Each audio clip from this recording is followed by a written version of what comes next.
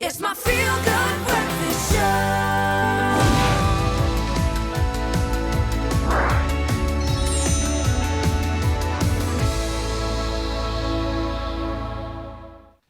Welcome back. You're still keeping it locked right here on your Feel Good Breakfast Show on SABC3. Time for some parenting advice. We all know they're known as the horrible ones and twos, denoting the aggressive behaviour often associated with children this age.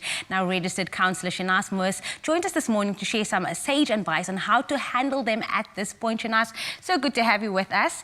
I think when we say the crazy ones and twos, every parent goes like, we've been there, we've been through it. And I was telling my friends the other day, you know what, check up on your friends with toddlers because we are not okay. But you, of course, are here to give us some advice with regards to this age. Is this a normal, age for them to start getting a bit of an aggressive behavior? And how do we then, deal with it? Yeah, I think that one of the things every parent should be learning is stages of development for children. So you don't expect or panic when you see things like aggression, because it's actually part of that phase that kids are going to become frustrated because they don't have language use yet to talk about how they feel. Mm-hmm. So when they get all worked up, they use their bodies to display how they feel. So it's up to the parents to actually, know this. How do we as parents then prepare ourselves for this phase? Because you want to obviously go in with as calm as possible because it's something that every parent is going to go through. But how do we prepare ourselves for, like, okay, this is a tantrum, they're going through the biting phase or the aggression phase. How do we prepare ourselves for this? I think a lot of us learn from watching other people, and then we expect the terrible twos to be coming. But in that way also, we're always looking for the worst, instead of actually taking the gifts that come with that age as well. There's like a sweetness. So you must have seen when they're sleeping. They look and it's just the cheeks are rosy and, and all that. Those are the things we know that there's this beautiful side, but then there's the monster side. And I think somewhere in the middle sits the parent who's educated themselves on how to find balance between knowing what their child or their toddler can do and what they can't do. It's the parent that holds the key to managing and understanding what it is that's going to happen. Not dreading it, understanding, that's a mindset thing.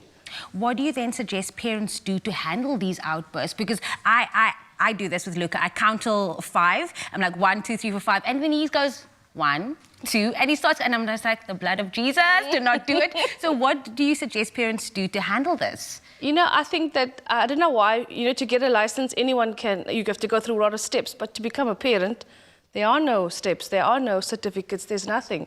So, we should be more empowered as parents to know what's going to happen and know that if I know what's going to happen, I can manage it better. So when you get your second and third child, often you're like totally calm because you know. But with your first child, that's when you make most of your mistakes, not knowing. And knowing your child's temperament also, that's going to play a role. Why one toddler is just calm and zen, and the other one is like Spider-Man climbing the walls. That it's a temperament thing. It's not you, the parent, possibly doing anything wrong. And I love what you said. There is no Bible when it comes to parenting. There is no set rules, but there are often mistakes that we do make when it comes to this age. What are some of the mistakes that parents often make with regards to this and just handling the situation? I think a lot of times the first mistake is personalizing it as the child is doing this to upset us. When they don't actually have any malice as a toddler, they're not doing this to upset you. It is entertaining, though, when they see how you lose it. They find that aspect quite fun. So often they do certain things to see your reaction. And they are actually learning. So they don't have impulse control as well. So the biting and the hitting and all the things that go with it, it's part of them learning. And they like to put everything in their mouths. And if you've seen that one, including people, which is where the biting comes from. So this is just them trying to make sense of their world. By age 3, you should be at the end of all of that, because now they have an understanding of themselves, and they have vocabulary, they have language. But the parents should actually acknowledge how the child feels. I can see you're upset that you can't have that toy, right? I can see that you are angry with mommy because I won't let you have a sweet. So you're giving them an understanding of the situation and the emotional word. They cannot say it yet possibly, But instead of you screaming, just calm down, and in that tone, you're not going to bring the child actually down to a calm state yourself. It's about having a conversation with them as if you were having with an adult, because ultimately they are humans. They are little humans. You want to have that conversation. But also then, why is it so important to be consistent with that response, or how you're responding to that situation and to that toddler throwing that tantrum? You know, because they don't actually know if they're going to get dragon mommy or yoga mommy or, you know, that kind of thing. They don't actually know where you are emotionally. You need to know that. So you can't respond one way, and then the next day to the same situation with your toddler, you respond a different way, because it's you and where you are.